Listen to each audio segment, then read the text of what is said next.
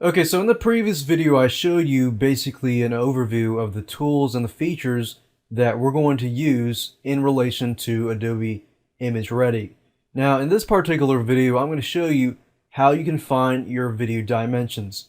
As I mentioned earlier, finding your video dimensions is very important, mainly because we're going to create a box within that video template that is the same size of the video dimension that you're going to use. So what I want you to do is, if you're using YouTube, then I want you to go to YouTube or whatever video hosting site you're going to use and figure out the video dimensions.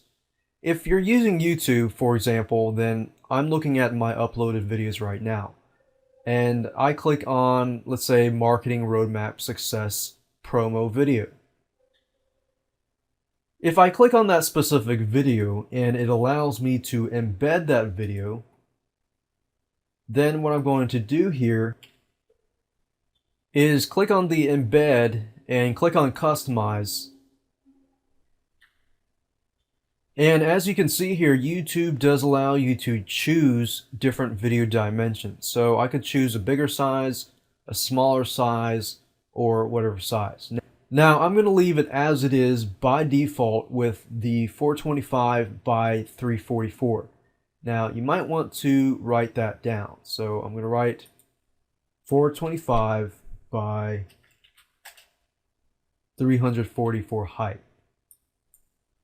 Now I'm going to need that when I go to my Adobe Image Ready program. What I'm going to need to do is create two image files. Now we're only going to actually edit the second image file, and you'll see what I mean in just a minute. When I create a file, I need to click on File, New, and I want to make sure that I have a transparent background. Whenever you're creating these video squeeze page templates, I always like to keep everything transparent just because I can work with it in an easier way. And I'll show you in a minute what I mean. So the width needs to be 425 and the height needs to be 344. And I can press OK. Now what I want you to do next is to fill this in with the color black. So I'm going to change this to black, use the paint bucket tool, and then fill it up. This right here is going to be basically the area where we can place our video player.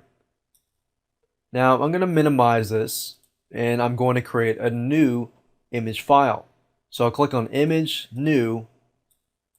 In this case, I want to make sure that the size of this particular image needs to be at least double the size of the 425 by 344 box.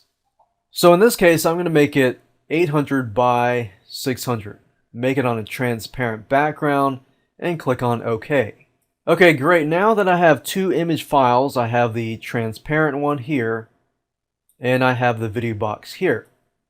The next step is basically going to move this box over to here. Now there are several ways that you can actually do this. You can either use this magic wand tool and move it over here. But the way I like to do it is, if you click on here and you look under your layers box and simply left click here and drag and move it over here to your second image file, and then click on this move tool, and basically you can move your video anywhere you want. Now that that's done, I'm going to minimize this and maximize this. The nice thing about layers is now we have two layers. We can basically move this video box anywhere we want it. It doesn't matter where it is, and we can customize that. Normally I like to start by putting it down here. And if later on I find an image file that takes up this area, then I can always move it up here. But for starters, let's just leave it down here and assume that we're going to put a title up here, put an image in the background, and make the video here. The nice thing is that you're almost done. In the next video, I'm going to show you how to put it all together so that you have your royalty-free images and you've balanced everything out so that it looks nice.